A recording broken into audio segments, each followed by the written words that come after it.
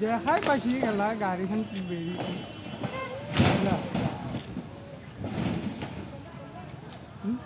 রাগ বেয়া রাগ হচ্ছে